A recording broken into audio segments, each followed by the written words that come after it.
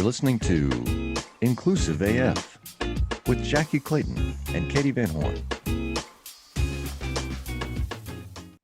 How are you? Hi, good. What are you doing? How's it going, Jackie? Hey, Katie. So happy to meet y'all. Yes, and Katie's not here, just for pictures here. Oh, hello. Well, I love this photo of her. I feel like I'm with her in presence. Right. I am a real human. I'm just plugging my hi. I'm just No plugging worries. we've just moved house, and so my office is like a schmozzle, but that's okay. I like that. Schmozzle. I think It's an I used to remember underutilized that. word, right? Yeah. So good. I'm so excited about this. I've been really excited all week. I'm just gonna move a plant so it looks a bit better, but I'm listening. I'm listening. Yes, no worries. And I'm usually not sitting in my house. I usually am sitting in my office, and my dogs, so they kind of like don't know what's happening right now. They keep staring at me, and they're like, You okay? maybe I should try to go outside. Yes. So my office is just a little bit farther down. It's not like I have to take a golf cart or anything, but they're delivering a computer to me. Yeah. We had a company meeting this week, Yeah. and they saw the status of my computer. And they also saw that every time I try to open Outlook, it shuts down. And they were like, this is not going to work out for us. Yeah. They're like, how long have you been doing this? I'm like, oh, a couple of years. They're like, like that's ridiculous. And they saw that I don't have ASDC, like all of those letters are gone now from like over aggressive typing, I guess. So they were like, you need a new computer. Oh my gosh, over aggressive to typing. That's amazing. Can you do a LinkedIn post about that? I should do over. And I think it's a special group of people. I mean, and they know who they are. The ones that don't have the ASD, they know. So I'm not that person. So I'm just like, I'm literally sitting, I'm like, I don't even know what you're talking about. It's so, I mean, I thought I was an aggressive typer, but obviously you've got some things to teach me. Like the ones like where you can always hear and they sound like they are like a ticket person, like they're firmly taking notes that you hear all the time. Oh, really? Like when you try to be quiet, I also can't whisper very well. Like I whisper like this. Like I try to whisper. Well, you need to be heard. Whisper, you know what I mean? Like, yeah, exactly. Like you've just got stuff to say. Like I feel like that's a good thing. That's what we try and raise our kids to be, and how we try to mentor, right? Like use your voice, etc. So I don't know. I overkilled on that too. My kid's like 23 and they're like, let me see. And they'll just keep looking around the house to find things to talk about. And they always find things to talk about. I have a 2-year-old, so I need to learn all of your wisdom. Listen, yeah, because some things overkill. I overshot. And it's like really? we're just dealing with it now. Jackie? Oh, I think part of it is like, stick to what you believe, which makes them really inflexible.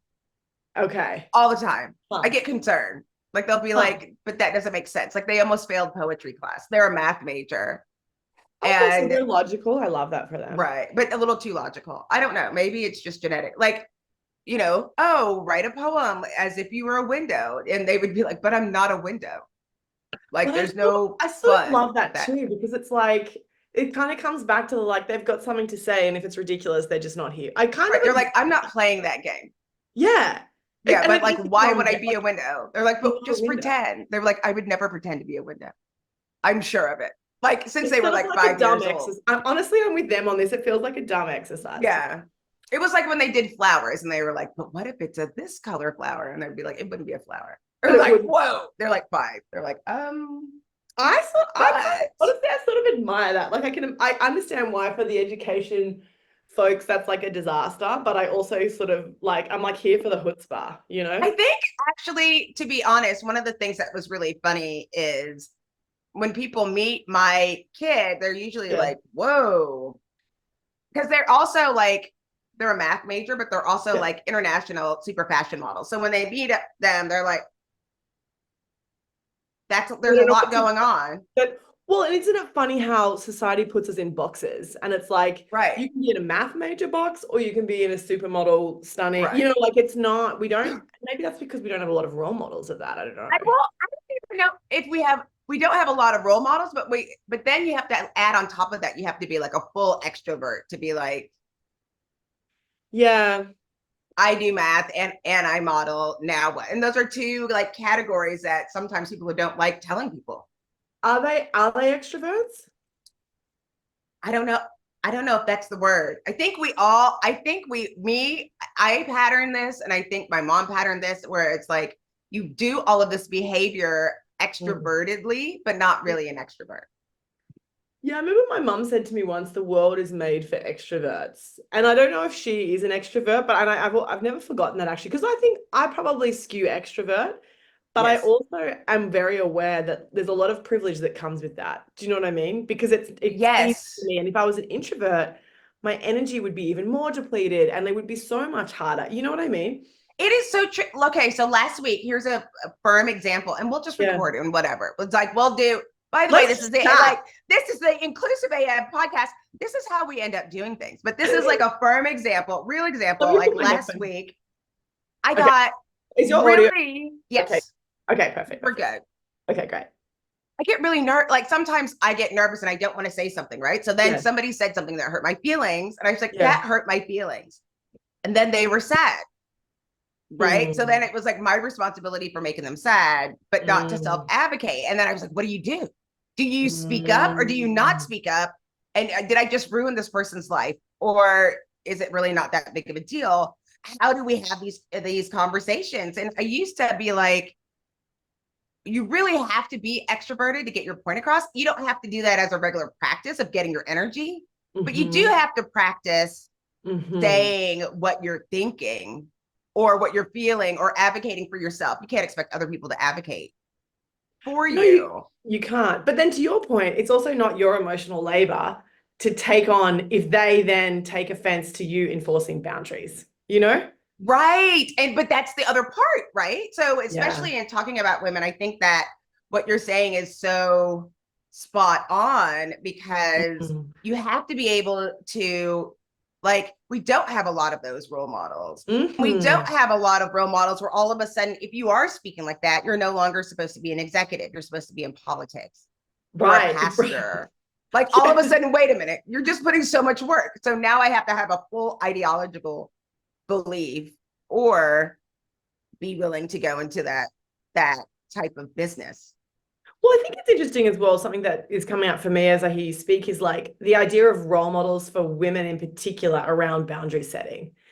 And not just boundary setting, but then like taking those boundaries and being respectful of those. Like, I don't know if I really, and I don't know if this is the same for you, Jackye. I'm not sure if I saw a lot of good role models of particularly women who set strong but fair boundaries. I don't think I had a lot of great role models for that. I don't know about you. The flip side of that, which was interesting, is that I worked for all women growing up. Like from the time I was 16, like I worked at a Subway. The owner was a woman, like all of these jobs. So then when I started working in like diverse environments, I just was such the asshole because nobody else spoke like that. Like I'd be like, I don't think that's right. And they'd be like looking at me like, that's not the way you're supposed to. You're not supposed to speak up and you're only 27. But it's funny that you call yourself the asshole because to me, I'm assuming objectively you weren't an asshole. You just had standards. Normal. You just wanted to speak up. You didn't want to put up with BS behavior, right? And that was the normal pattern because we didn't have that part. Yeah. And I was like, I didn't have role models of people who had to set boundaries. Yeah, interesting. So it was like always like, let's just all get together, let's share our ideas and we'll pick the best one and we'll just roll with it. And then to be in an environment where, and I was still relatively young and naive too, where I didn't know that the first opportunity I had, and well, now we have to turn it around. Look, it's like, now it's turning into like the Jackye show. I'm going to have my therapy on there. But the first person that I talked to and the way that I advanced my career is I used to talk to this guy in the elevator every day. We went to work at the same time and we left at the same time and we spoke every day. And then he started asking me all these questions and I was, I think 24 years old. And then I got called up to a meeting. My boss was like in a panic because it turned out he was like the CEO of the company. I had no idea that he was. And he invited me to this board meeting and said, me and Jackye had this conversation I want you to share what you shared with me on the elevator. And I did. And then the next week I was on a corporate jet. We were flying to all these places and I was responsible for like membership interaction. Like, yeah, it was like this whole thing. And because I talked to him in the elevator. So the world does belong to extroverts, even if you're faking it till you make it, you have to be able to advocate for yourself. Well, and also what I love about that story, though, is firstly, what a great leader to strike up that conversation every day. Like both of you, for him as well, though, also, right? Like to have this conversation with someone more junior in the organization and then to not only have that conversation, but to listen. Right. That's what I think is very interesting. And like how bolshy of you and how amazing for you then to like lean into that. And that's so impressive. And to me, the lesson from that, I think for all of our listeners is like the power of relationships. And I think whether you're introverted or extroverted, I think we all have the capacity to develop and strengthen really quality relationships. And that's, as you know, Jackye, how you get everything done in life, in business, in work, for better or worse. I don't know if that's fair and reasonable, but it's the way the world works, right? It's like the whole thing of it's not what you know, it's who you know. And in this instance, you inadvertently happen to know the CEO, which is kind of amazing. I agree with you. I mean, I feel like that's the way you network through all of these things. And I have watched, I know you're in New York City and my oldest lives in Brooklyn. They live in Bay Ridge and New York is so I was like, you can't stay in the house. They work for a job where they work remote. I was like, you can't stay in the house. And now they have so many friends and they have so many experiences and so many cool things. And I think that is something else that we didn't have. Like, well, my generation, it was like, these are your 5 friends. And then you'll meet another friend at some other event by happenstance. But now you can be more specific with your relationship. I feel like and you so have more curated. Opportunities. And to your point around New York City, it's like if you love to do needlepoint while drinking beer and you're obsessed with gardening, you will find your niche of people in New York City. And that is one of the things that I love about it. It's like there is a place for everyone in the world, but especially in New York, because it's such a melting pot of wonderful, wild humans doing fascinating things in the world. You are right. Well, I have lots of questions because I was reading in your background. We should tell everybody, since we've been getting to know each other, we'll let the listeners know, tell people about Meggie Palmer. Yeah, well, I'm so excited to be chatting. So yeah, my name's Meggie Palmer. I do live in New York City, despite the accent. I've been in Manhattan I'm actually in Brooklyn now, but I migrated here 7 years ago on the weekend, actually. So originally Australian, grew up on a farm there. I was a journalist for a really long time. Long story short, I had an experience of the gender pay gap, became really interested in how could you solve for that problem. And so I started a company called PepTalkHer, and it's all about closing the gender pay gap and helping folks earn more money and get promoted faster. So that's what we do. We've grown to a huge community of about 70,000 folks globally. We have an app, we have a heap of courses, and a big team of executive coaches that support individuals, but also HR and executive teams for employers of choice and like big employers who want to retain diverse talent. But that's so different. Like, how do you go from journalism? It's like, did you say, oh, this pay gap is a lot worse, maybe I can help some people, to going over to here? So how did that transition happen? Yeah, well, basically it started because I was pissed off, frankly, as a lot of entrepreneurs will tell you. It was like something that annoyed them or some pain point that they observed. And for me, I basically found out I was getting paid less than the men in the newsrooms that I sat next to. And so I just thought it was a mistake. I was so naive, Jackye. I was like, oh, well, they'll just fix it, obviously. And they were like, so if you don't like it, you can quit or take us to court. And I was like, what? Because I was also serious. Yeah, truly. And to be fair, this was more than a decade ago. Equally not okay. Still illegal even at that point. But I was like, I'm a child of the 80s and I was raised to like, if you see something, say something. And my parents very much like gave me this ethos of like women can do anything and like girls can do anything. Like whether that was true or not, that was certainly the rhetoric that we were fed, which is great for my sister and I and my brother. But anyway, so I was just frustrated. And so then I just started a side hustle to kind of figure this out, unpack, and honestly like open up my eyes to the fact of the world that was going on that naively through my own privilege I hadn't actually realized up until that point, which is a whole nother conversation we can unpack. But then just became really passionate about how could you change that. Organically started helping friends of friends and friends, cousins, sisters, whatever, and then it just kind of grew and grew and grew, and we had to figure out a way to scale it. And so the app was born and all sorts of things. So here we are. Do you think so? I wonder this a lot.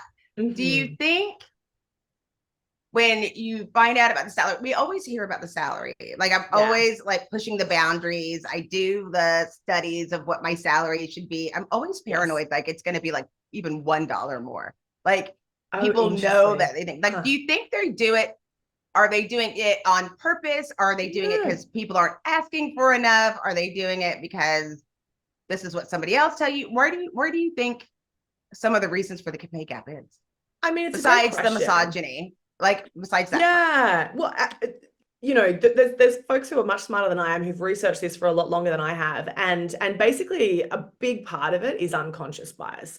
So it's pretty rare that someone would sit down and be like, let's screw over Meggie and pay her less. You know what I mean? Like, but it's this systemic, you know, decades, generations of unconscious bias. And here's an interesting fact that kind of blows my mind in a bad way. And that is that the gender pay gap starts in childhood. Again, parents aren't bad people, but what we find is in 3 separate countries across 3 separate research studies, they've actually proven that little boys earn more allowance than little girls. What? Stop I know. Isn't that like the most wild? It's like, wait, what? So we see this gap genuinely creep in at about the age of 8.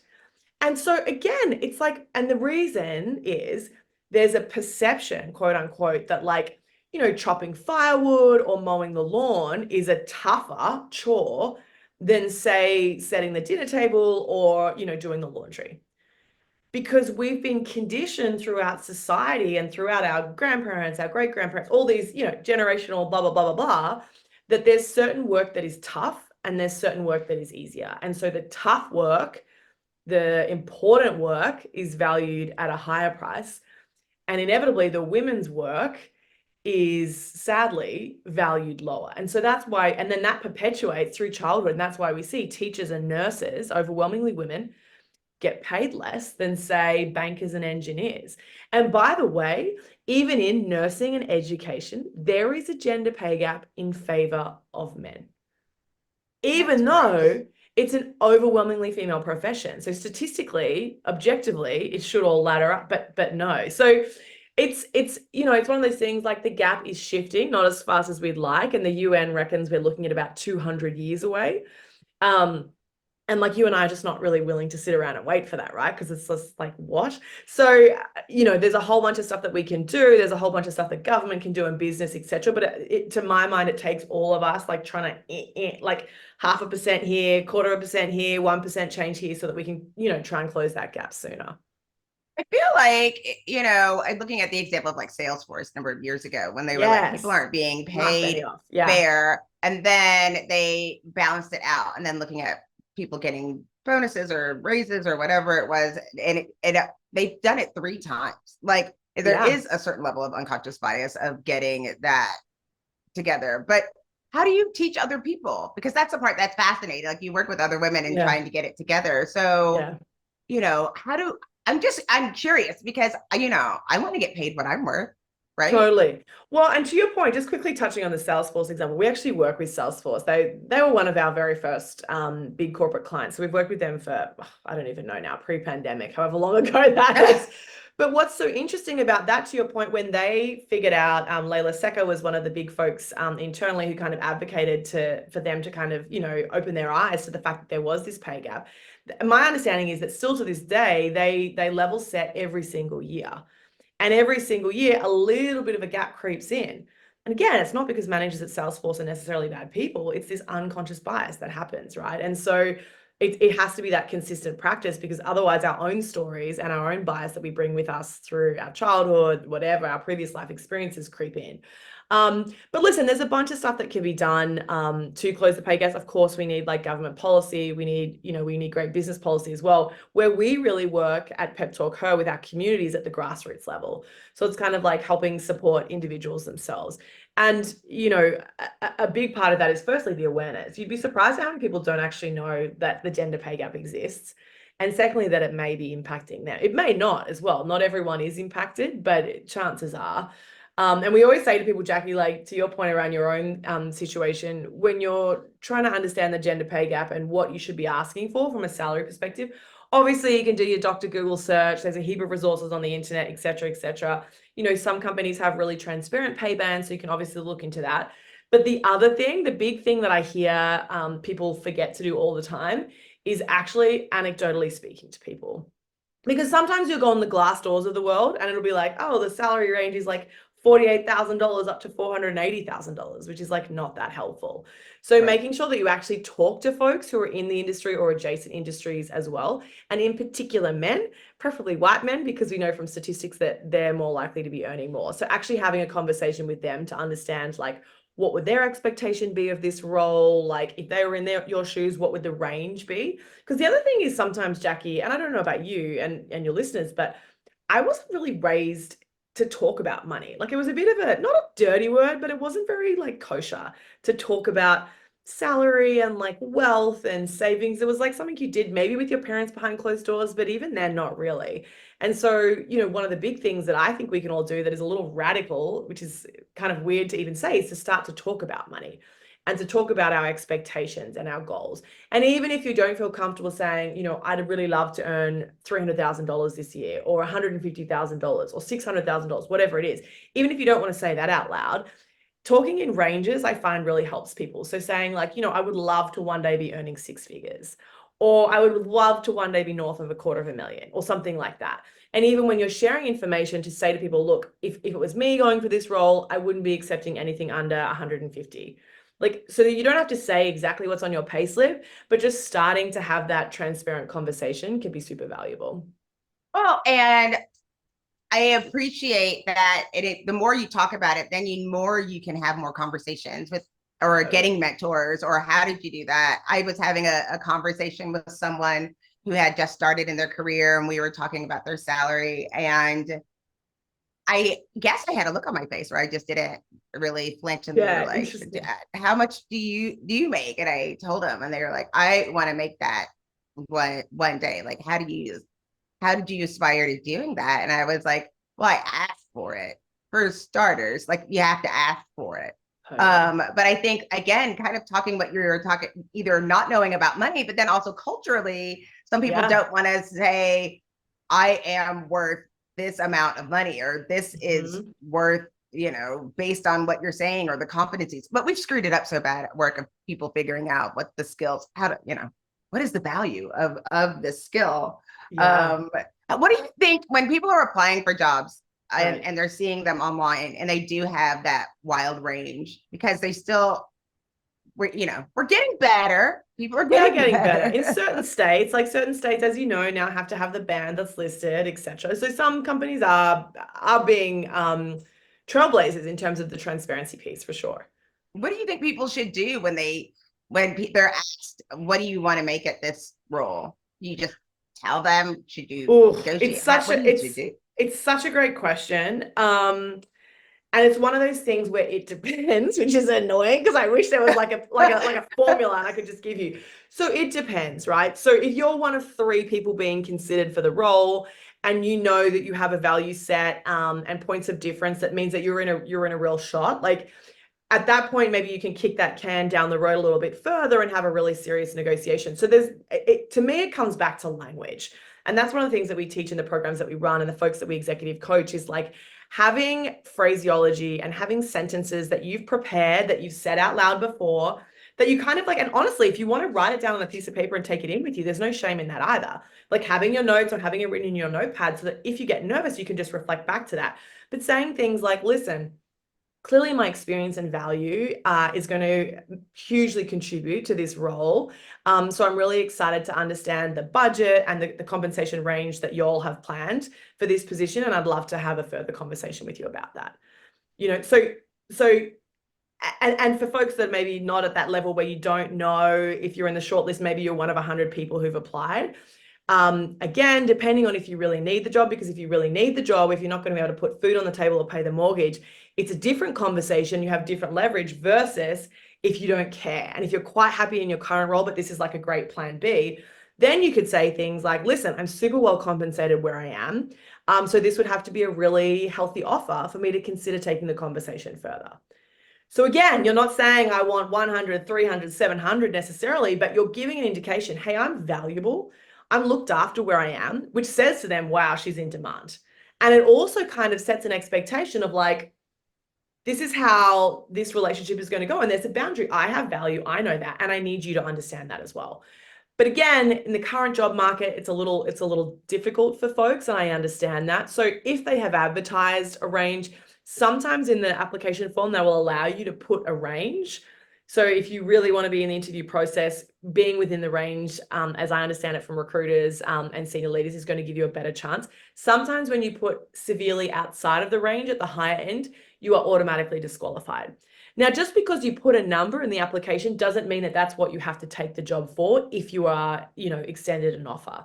So everything is negotiable. Do you know what I mean? Up until the point, but it's really difficult. It is really, really difficult for people. If there's no salary range indicated, sometimes I know people who just leave that section blank if the form will allow it. Sometimes people lowball because they want to be considered. It's really difficult. And this is why I'm such a big fan of salary transparency, because without it, what we see is that women and folks of color are unfairly discriminated against, and that just keeps getting perpetuated. And I mean, here's the hot take that people don't know. There's an actual number that the CFO has looked at. Yes. Like I always say, this is the lifetime range of the role. Yeah. Like, but this is what we budgeted for this role. This is what we're expecting to pay for the role, or this is what the last person made in the role. And this, but we also at our organization looks and we're like, this is what is a fair salary for this role. Yeah. This is what everybody's making. This is where, so that's where we're looking for someone within that range. But it does come from a place of privilege. Starting out, It's really good to know what you need to make. I find so many people don't even know, like, okay, how much is it gonna, where you would be happy and comfortable, Totally. And the other thing is, like, I run a business, you run a business. It's like, the thing is that you also, everyone thinks the employer has all the power. It's like, I really want this fancy job. I really need this health insurance. And that can be true. And also, they're hiring you for a reason. And that reason, 9 times out of 10, is because you're going to add value or add revenue to that business line, right? Or make someone's life easier, which frees up their time to add value or add revenue to the business. So like, like there is a value that you're bringing to that organization. And also employers want you to be paid well. Like, we have a team, etc. We're not the level of Salesforce. We're not a Fortune 100 company. Equally, it's really annoying when my staff leave. That causes me stress. It causes me angst. It doesn't waste my time, but it takes up my time because I have to offboard. We throw farewell parties, and I have to hire. It's like a whole process. I lose institutional knowledge. So the thing is, it's like people actually want to retain you. So if it means that I have to pay staff a little bit more, okay, does that eat into other parts of the business? Maybe, but does that give me time back? Does that reduce my stress? Yes, yes, and yes. So that's the other thing, right? Like often your employer or your boss will be happy to have a conversation, a candid and frank conversation about money if it means that they can retain you. And if you don't ask, you don't know, and I always say to people, you should be having a conversation about compensation every single year. Now, you may not get a raise every single year, but you got to have the conversation, right? And you've also got to be coming to the table with receipts, right? It's not just like, hey, I'm a lovely human, can I have a pay raise? It's not enough, right? You've got to be like, I hired 3 people successfully this year, which saved the company $30,000 in recruitment fees. I've, increased our productivity by 7%, which has meant that our NPS has gone up by 3%. I talked to the local stationery shop and negotiated a 10% discount, which is saving us $700 a month. Whatever it is, right? Or I've increased sales by however much, which whatever. You can figure out what that is for you. Maybe you're involved in the employee resource groups. Maybe you started a mentoring and an intern program. It doesn't have to always be dollars and cents, but how are you adding value to the culture? And you got to track that, right? You've got to write it down. And that's why we built the PepTalkHer app, because bosses are busy. Bosses have got Netflix shows to watch too. Like they've got dozens of people to manage. They've got divorces that they're dealing with. They've got sick children. They've got renovation projects. People are busy. And so it's your job, I think, to keep yourself front of mind and the value that you're adding to the business front of mind, so that when the decisions are being made about promotions, about compensation, at least you're front of mind. They might still say no, but at least you know where you stand, right? Like I think it's better for you to have that knowledge, and they might say, listen, the economy sucks. we're in a bit of trouble. There might be layoffs. I'd love to give you an extra 17,000. We can't, but I'd love to keep you. And then maybe you can say, well, listen, could you give me 4 days off the books at Thanksgiving and we'll call it a day? You know, like what else could you negotiate outside of compensation as well? Because that's the other thing. And Jackye, I'm sure you know this from your work. It's like, it's not just about the salary, like the dollars that you're getting in your paycheck. There's more to it as well. That is so true. We were having me and my work bestie, we were just bickering back and forth, like, oh, this, rah, rah, rah, rah, rah. And I was like, and still, my worst day here is 10 times better than any day anywhere else. Like, you know, granted, I still want a new hoodie, like obviously, or whatever we were complaining about. I don't remember. Sure, yeah. I don't remember if it was like, can't we just have a pizza lunch? I don't remember what it was. It wasn't significant. But it's like, I think you do have to put those things in mind. Yeah. But you also need to, I love the thought of putting it down and knowing your value and being able to have those conversations, because part of the reason people leave is that they don't feel like they're having impact. But like, did you have, first of all, maybe you didn't, rare, but maybe you don't even realize your own impact. And that's something else. I mean, my coach, I think, taught me the best lesson one day when I was like, this is what I'm working on. It's a little high stress. I need to talk to my boss about the things. And it was their way of, you know, they're an executive coach. So they talk in funny terms and said, do you feel like you're doing tasks that are outside of your title or your salary? Which no one ever asked me before. And I was like, no. They were like, so is it just time management? Like, do you need a good time management? Like, is it you? I was like, oh my God. But what a great question, because it's so easy and listen, I do this as well. Like, and that's when you know, my whole experience back when I was a correspondent, when I was getting paid less, I totally spiraled. I was like, F the world, woe is me, oh my gosh, you know, like blah, blah, like you just, you know, of course. And then I realized like I can keep blaming other people and I can keep spiraling, or I can actually take ownership over this and go, okay, what about this can I change? I can't change their opinions. I can't change their bias. But what I can do is this. What I can ask for is this. And what I love about the question that your executive coach is asking you is she's like, Jackye, like, is that something that you can control? Right? Like, what is within your control? And I think that's such a powerful thing. And even, you know, the question, the point you made earlier where you said your worst day in your current role is 10 times better than prior jobs that you've had. To me, that's an amazing opportunity for a moment of gratitude to feed that up the food chain to your leaders, to their leaders, to the board, whoever it is. Because everyone listening knows, like we get so many emails every day or Slack messages or whatever. There's this problem, I need this fixed, this is an issue, blah, blah, blah. How many times a day do we get an email or a text that says, thank you, you're doing a great job, you know? Girl, because that's the part that is, and when, you know, speaking from a place of privilege, but also understanding your role as you go through your career, like career journeys and title journeys, I think get really skewed and from having those conversations. I was looking, and especially I'm thinking of Black women. We were talking about working harder. And I was at this conference and they were saying, oh, we shouldn't have to work harder. You should be working smarter, doing things. And I said, I do have to work harder. And I was like, because my job is getting other people to work harder. That's my job. I need to work harder at getting other people to work harder.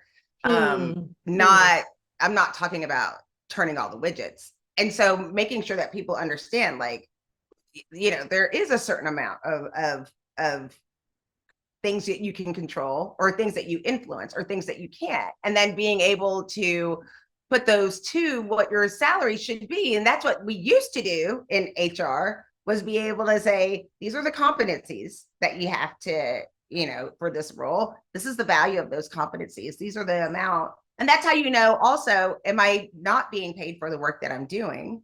Or am I getting overpaid and I'm not giving the value based on what the competencies are, not based on, but I'm working really hard. And I think that's what people always come back and say, I'm working hard, so I deserve this amount of money, without realizing what is your impact. And also, there's already, this conversation's been had behind closed doors, even if it's just the CEO and CFO. You may not have been privileged to the conversation, but the conversation's been had. So working harder, coming up with these wild things that you want to implement, it may not make an impact on what you get paid if they don't have the money to be able to give it. So you have to have those conversations every year. Totally. And to your point, the conversations are happening often without you in the room. And so, you know, I hear a lot of frustration from folks in our community, and even with some of the corporates that we work with, you know, employees will say, well, I don't get that visibility with my manager. I don't get that visibility with leadership. And I think one of the reasons why companies love working with us and why they bring us in is because we actually train, you know, teams, staff, employee resource groups, women's networks, whatever it is. We train those individuals to say, you've got to be the person who's amplifying your value to your boss. So at least they know. They still may make a decision that you're not happy with, but at least then you've got a staff and a body of people who feel empowered to have those conversations, because the transparency of communication is important too. Because otherwise, to your earlier point, Jackye, people leave because they feel like they're not having an impact or they're not being heard. So sometimes they just want to be heard, and they just want to have the opportunity to send you an email once a month saying, here's the metrics that I've hit. And sometimes that's all folks need. Like, and it kind of blows people's minds sometimes when we talk to them. There's this concept that we have called the FYI only email, which is this idea that you should be consistently communicating to your boss what you've been achieving, the boulders you've been moving up the hill. Because if you only do that at your performance review once a year, guess what? If you've moved the wrong boulder, you might be getting moved out, right? Whereas if you can consistently, monthly, every 2 weeks, whatever it is, depending on your boss's communication tolerance, if you can consistently do that, they can pick up mistakes earlier, or they can give you kudos earlier, which again is going to keep people engaged, because people just want to feel heard. They want to hear the value and hear the impact, even if it's just like a thumbs up on Slack. Sometimes something as simple as that really can buoy people for another quarter. You know, because I think sometimes as managers, we think we don't have time to take everyone for lunch every week, whatever. And I don't think it has to be that. To our point earlier, our conversation about gratitude and just like saying, hey, well done. That was a really hard team meeting to run. It was awkward, but you handled it well. Like sometimes that's all people need to kind of give them that momentum to keep going, to keep failing, to keep trying again, right? As we all try to build these amazing cultures that we're looking for. That's a great tip too, of, you know, letting people know, kind of managing up. But I think there's no but. It is a good thing that you should be able to do. I think you are trying to get, I think feedback is one of the things that is really difficult, making sure that you're getting feedback, that you're getting good feedback. And to make sure that you're prioritizing it effectively, especially in a remote environment when you don't know what everybody's working on, or if you're doing those things. But then also finding out, how are you compensated? You might check in with HR to see, if they have a policy already in place, or is there, you know, all of those things. I think a lot more goes into it on the back end. But again, like we said, it's already been pre-planned. Like even if you did a really, really great thing, they weren't expecting you to do that really, really great thing to give you maybe a $10,000 bonus, or might not even notice, or might expect it to be a part of your job. Like, oh, I guess that's what we expected. I remember real early in my career, I was in recruiting, and we came to work and our chairs were gone. And they said, if you were your own recruiters, if this was your own company, you wouldn't afford chairs. You couldn't afford chairs because you didn't make any starts this week. Oh, true story. They were like, you haven't earned your chairs. Not kidding. That was back when you can abuse employees. Yeah, that sounds a bit okay. Interesting. Right. One tactic, I guess. Oh, yeah, they didn't last very long, but they did do that. But it made me think about like another way of saying that, of like, what is your expectation? Like, what was so scary about that is I would have never thought anybody would have done that, but didn't know what the expectation was. You know, I think sometimes it can just be a matter of that. But I'd love to know, like, what do you think what mistakes do people make on a regular basis as you hear these stories? And I'm sure you hear some nightmares. Oh my gosh, of course. I mean, we hear mistakes on both sides, but you know, there's a lot of, I think a big part of the reason why people leave companies is because they get frustrated. But then often what we'll say to them is, we're like, okay, so have you expressed that frustration up the food chain? Are they aware of your frustration? And 9 times out of 10 people will be like, well, no. Or maybe I did say something 3 years ago and I haven't said something since. I'll never forget one of my clients. She said, I'm incapable of getting a pay raise. And I was like, oh, why not? And she's like, well, I asked for one and they said no. And I was like, well, when was that? And she was like, that was 5 years ago. So she not only had she not gotten a pay increase, she also hadn't gotten inflation. So as we know, of course, she was sliding backwards. Anyway, so the fact is you have to ask, but also to your point around expectations, if you're having a conversation about your compensation, your performance, and a frank conversation where you actually invite feedback, yes, you might have an ask, but secondly, hopefully you've been tracking all your wins in our app, in the PepTalkHer app, so you actually have a database of success points, of statistics, of wins, of, you know, screenshots of feedback from colleagues or clients or board members, photos of events you've organized, whatever it is. You've then got receipts that you can kind of take into that meeting. Fine. But then also asking for frank feedback to say, like, because if the boss or the leader says, you know, listen, you're not getting a pay increase, that's helpful because you can say, look, I'm disappointed.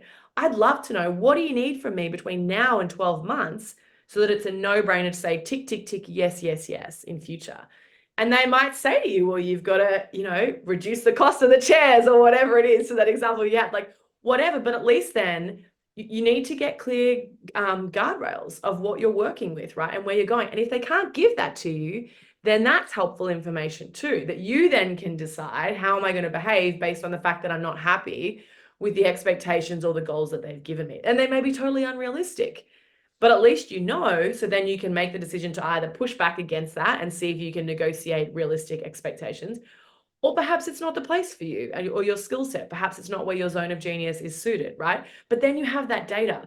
But I find a lot of people, Jackye, and I don't know if this is the same at your company, a lot of people are scared to ask because of the unknown. They don't know what they're going to say. What if they say something negative? I think negative feedback is a gift, because if you don't get that feedback, you'll eventually get made redundant or get fired.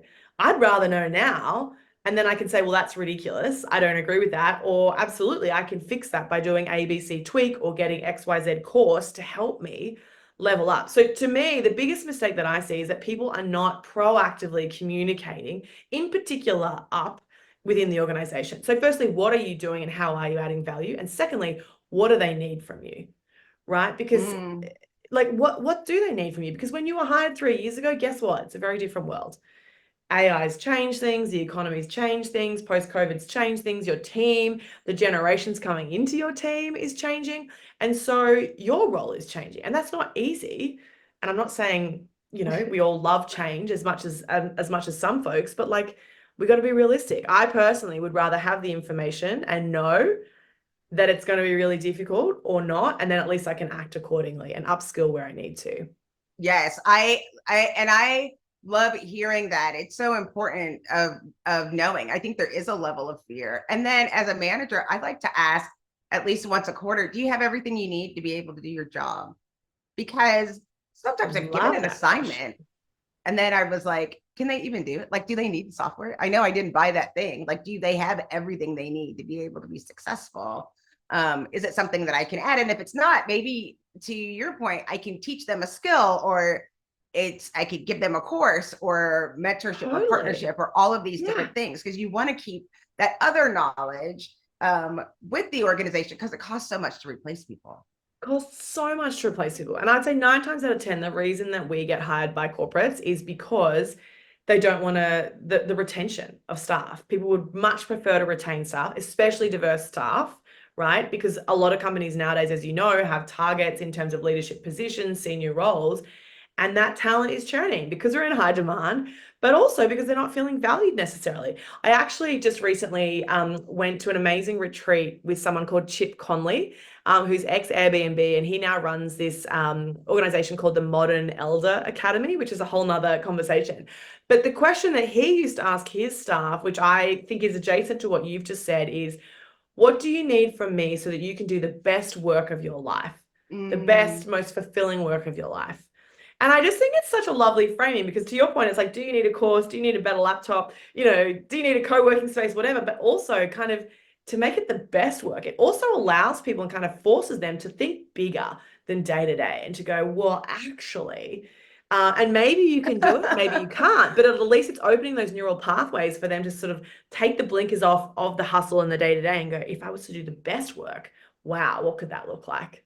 Right. That, I think about that a lot, especially when I'm looking at trying to be more inclusive and have people feel like they belong. Of what would it look like if, you know, we ask, you've heard this at different conferences, I'm sure, like, if money wasn't an object, what would it look like? But Right. if fear wasn't in place, like what work would you be doing right now? If you weren't afraid of like the lights being cut off or, you know, having to mow the grass of like a 5-acre property, like what would you?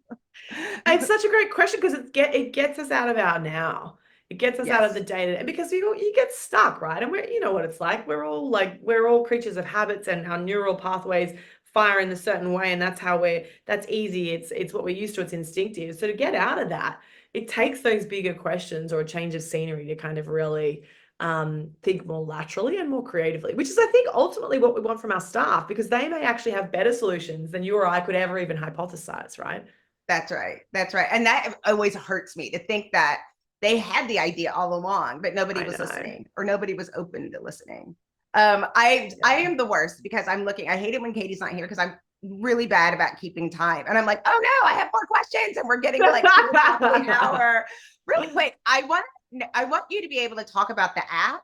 And then I want to know something that you think everyone should get. So I'll put that out there. But first, will you tell me more about the app and our listeners? Because I've heard you mention it a couple of times, but I don't know what it is. You know, so the app is, you know, it's part of our impact work. So the PepTalkHer app is free. It's basically like a Fitbit, except instead of tracking your steps and how many kilometers you ran or how many miles you ran this week, it tracks your work milestones. So it's going to be like, Jackye, how many podcasts did you record this week? How many one-on-ones did you have this month? You know, how many positive pieces of feedback did you receive from your management team this quarter or whatever it is? So it allows you to kind of input consistently throughout the year, and it will prompt you to underline your wins and to take a moment to just enter them into the app, right? Super simple. So you'll get like motivational quotes, and it'll just be like, what are you really proud of this week? And maybe it's that I didn't yell when so-and-so stuffed up that project. It can be a small thing, or it can be, you know, I signed a $2 billion deal, whatever it is, it doesn't matter. You can record it and it's private to your eyes only. And then you can export that. There's all, you know, as a Google Doc, as a PDF, whatever, so that you can kind of print it off and take it into those performance review conversations. You can use it to update your LinkedIn or to like your resume, or to, you know, when you have to do those self-reviews, you kind of then have the data, because, you know, it's normally like, what did I do the last 2 weeks? Right? Because I don't know what I had for dinner last Tuesday, let alone my biggest milestone in February. Life moves quickly, right? It comes at you. So the idea is that if you're tracking every week, okay, maybe that's ambitious, but at least if you ignore some of our alerts, but maybe you do it once a month, at least you then have 12 data points at the end of a year that speaks to how awesome you are. And it's also, so it's like a practical app, but then there's also, we worked with a psychologist as we were developing it, because it's also, we're trying to shift people's perception of themselves, because our brains are hardwired for negativity. So when we get negative feedback or a negative email, or when we get reprimanded for stuffing up a project, we spiral, right? And we spend 3 or 4 days in a funk, and it's whatever. But I bet, Jackye, if you get a positive Slack message or a positive email, it's kind of nice for 10, 15 minutes, and then probably you forget about it, right? Right. So we're trying to like make a place where you can recall those things, screenshot them, and put them in one place. So when you're having a really bad day, you can be like, let me just see, what did I do this year? Oh, actually, maybe I'm not as rubbish at my job as I think I am. This is just a bad day or a bad moment. And actually, I've done all these amazing things. So that's kind of the premise behind it. And as I said, it's free. It's a big part of the impact work that we just want to put out there to help support folks at work. I love that. Well, what is one thing you want our listeners to take away from Meggie Palmer and Pep Talk? Like, what's one thing you want our listeners to take away? Well, I'd say, you know, the thing that excites me and the thing that I would love to impart to everyone is that you have agency, right? Like in your job as a people leader, in your job as an individual contributor, in your job seeking process right now, all of you have agency, right? I know that things can feel really tough. I know that things are really tough. And also there's steps that you can take today that can change your trajectory, right? So I would just say, like, don't feel like you're alone. Feel free to reach out to folks. Like, obviously find Jackye and I, we're both on LinkedIn. Like, reach out to folks, like, you know, get support from people around you. If you're having a tough time at work, or if you're spiraling, or if you're not understanding how you can get up to those competencies that are required, ask for help. Text someone on your team and be like, hey, my manager said I have to do this if I want a pay rise next year. Could we get coffee and talk about it? Or text a school friend and be like, I've had the worst week of my life at work. can you just send me a warm and fuzzy? I just need something positive to hold on to. Like, I really think we should lean on our communities more, because sometimes we operate in silos, and COVID didn't help. But there's this exercise, Jackye, that we do, and let me give it away to folks today. If you're having a bad day, I always say to people, just text a friend. It's like a phone a friend exercise, and just say, I've just listened to this podcast with this amazing person, Jackye, and she had this guest called Meggie. And Meggie told me to text a friend. And the one thing you're going to text a friend is, what would you say is my best quality? That's it. That's the text. So I just want everyone listening to send that text. What would you say is my best quality? And let's see what you get back, because it's kind of remarkable when we outsource to others and ask them how they see us. It's kind of amazing how they actually perceive us in ways that perhaps we never even knew about ourselves. And that can be a really lovely way to buoy you when you're having a tough time at work, or to lift your spirits if things are maybe not 10 out of 10 for you right now. And I would just encourage you to send that text as often as you need to throughout the year, right? Get your team to send that text, right? Send some positive, proactive texts to people on your team. Give them feedback that's positive and unsolicited, because I guarantee you'll make their day, if not their week. And as I said, we all have the agency to change how we're showing up and our trajectory, and also to positively impact others as well. I love that. Katie, well, I laugh. One time I said, I would love your feedback, only positive. I'm only accepting positive feedback. And it was like, she took a minute. It was like, she was like, I think it's great. I was like, thank you. I was like, she was like, why are you only accepted positive feedback? I was like, I've already turned it in. There's nothing I can do about it. It's as perfect as it's going to be. I love it. But I felt really like uncomfortable. Like, I need some positive feedback. So it's kind of on that. And we do feel uncomfortable though, right? Because we don't do it enough, but it's like a muscle. If we do this at the gym once or twice, nothing's going to happen. But if I do this every day for 3 years, all of a sudden I'm the female Arnold Schwarzenegger with massive biceps, right? And so we wanted to kind of create that strong muscle memory in our brain of like, I'm texting my best mates from college. I'm texting my best mate from primary school. I'm asking for positive feedback only today, right? Like, that's right.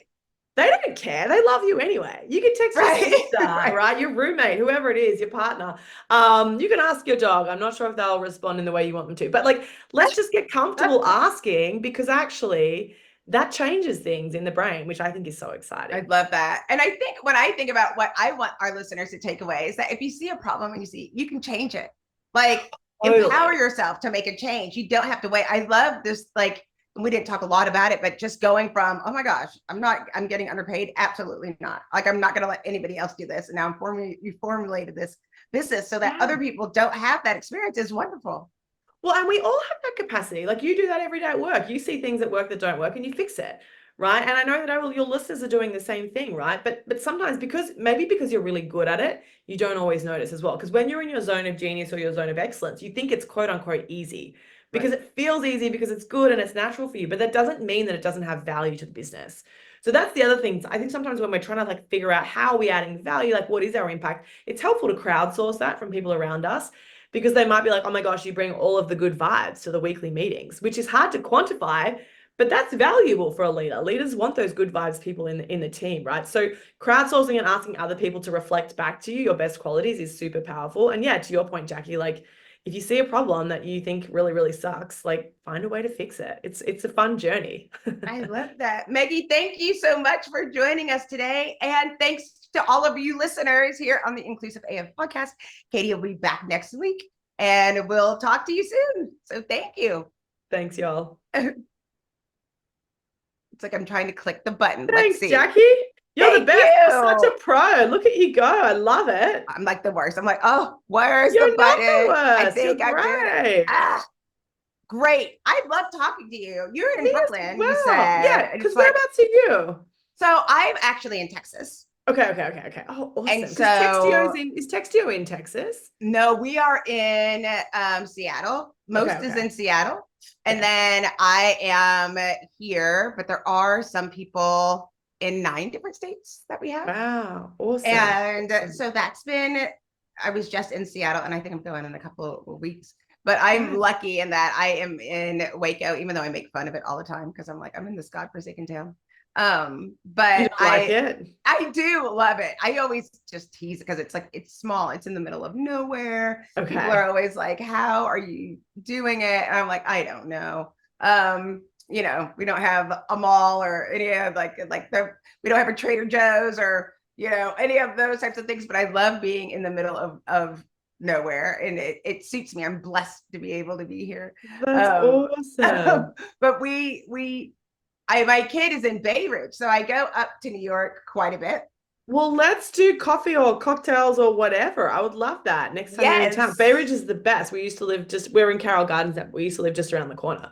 Oh, cool. Yeah. So it's like that. Yeah. And so it's always nice. I love it because you can always meet people in New York. There's always when we have a minute. So the next time I get there, I'll give you a call. I would love that.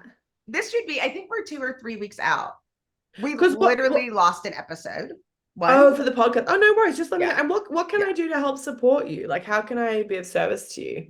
No, that's all. It's like, so just when we have it, just promoting the Inclusive AF, we've got, I don't even know how many years we've been doing it now. We've got episodes. I do love it. I do love it. So we'll be switching it and doing more of I was like, we're going to have to enhance. We're doing more of the blogs and more of the shorts and putting it all together. So it's going to take a lot of work, but promoting those is really helpful. That's so fun. And then this is a random question. Are you involved with Makers at all? Do you know the Makers Summit? I have heard of the Makers Summit, but I'm not involved in the Makers Summit. I feel like you would love it. Do you want me to connect you with them? They're the best. Yeah. I'm on their advisory board, and it was so random how I got involved, but it's like really great. And I just feel like you would love the community of folks there. It's really cool. I would love to. You'd probably know a lot of them, to be honest. You'd probably know. Yeah, a lot of the folks have similar roles to you in similar kind of tech companies and stuff like that. So I'm sure you'd be I've heard of it, but I've never been involved. So I'd love to. That's fun. Yeah. Okay, cool. So I'll text Janae there today, and let me reach out to her today, because that could be kind of something fun and interesting for you, and also for the podcast, amplification. For sure, count us in. And then anything else, just let me know. And are you loving Textio? Is it a fun role? I do. I've been here almost 3 years, and I love the HR tech place, but also, like you were talking about, like, I didn't realize that people didn't know how to recognize like fairness or being inclusive or understanding that balance. I didn't realize it. So I found kind of a niche market. So I really love being able to do that and share lessons that make the world of work easier, because it's hard enough. That's awesome. Because how many folks have you guys got now? Have you all got a Textio? We've got 60. Okay. So we're punch above your weight, but you're like really good brand recognition. Yeah, we do punch up. Yeah, it's funny. Punch above your weight. We do. Like, do you think? We're fully like we're sitting where we were in New York in like the Louis Vuitton office, and we were just sitting there, and I was just like, it's wild that we're here. We were in Warner Brothers and Louis Vuitton that week, and the Calvin Klein brands, and we're doing all this stuff, and I was like, and we're just this little, we're this. Are you still privately held? Yes. Okay. Well, we're VC backed. Okay. So, so we are, but we're still VC backed. But we do. I mean, all of our clients are like major enterprise. We have some that are like of the scale size, but the majority is of that large size company. And I'm just trying to think if I should be. Who's your decision maker normally? Well, I mean, your product? They end up being. It's changing. So now it's like the head of talent, usually CHROs or heads of talent acquisition, because we just started doing we had the talent acquisition or the recruiting product, and now we have like performance feedback, and we're working on that being a standalone product. So we have the performance feedback, and then we've been adding for the job descriptions, and then we built our own AI behind it like years ago, and so we have like that one that we actually work on to start reducing bias, which is really nice. So like you can have that communication. Interesting. Because that's the problem. We're working on more ways. I always say it's like hired to retire conversation. I personally need Textio for Slack, because that's where I send the worst messages. If I'm going to get fired, it's because I sent a Slack message that was. And does it integrate into Slack? No. Okay, interesting. Not right now. Interesting. I mean, you need to tell their product team. That sounds like an amazing. I know. I'm telling you, they're working on it. They're working on all of these things, but now we're so small. Okay, interesting. Okay. This is interesting. And then are there any of the companies that you work with? Do you ever You don't offer any services, right? It's all tech. Yeah. Interesting. Because it's so affordable. I feel like your product's really affordable. Yeah. I mean, like if we offer, well, some people think so. I always say we're very proud of our product. But if we no, I forgot what I was going to say. Well, are there any of your CHR? I mean, maybe not your team, but are there any of your CHROs that you reckon we should talk to from a services side? Because I'm just wondering if there's places where we could even like sell in Textio to some of our clients, because we work with I mean, it wouldn't probably be enterprise, it'd be probably team specific, but like at UBS Bank, I'm thinking there's someone, and even at you probably already work with Salesforce, I would imagine, but we have worked with Salesforce. But see, the thing is, it's like trying to figure out what is interesting now. It's like we're working on like interview feedback. I think what's been interesting is, I think the difference when talking to other people is that we have built the model. So we've been looking, and it's very specific language. We're so used to being able to Google, like people forget that was built for search. Like, even though it can do like give you recipes and it can find different sales, it was not made to find discounts. That's why you have various apps. Like this is an app that help you find discounts or coupons or whatever.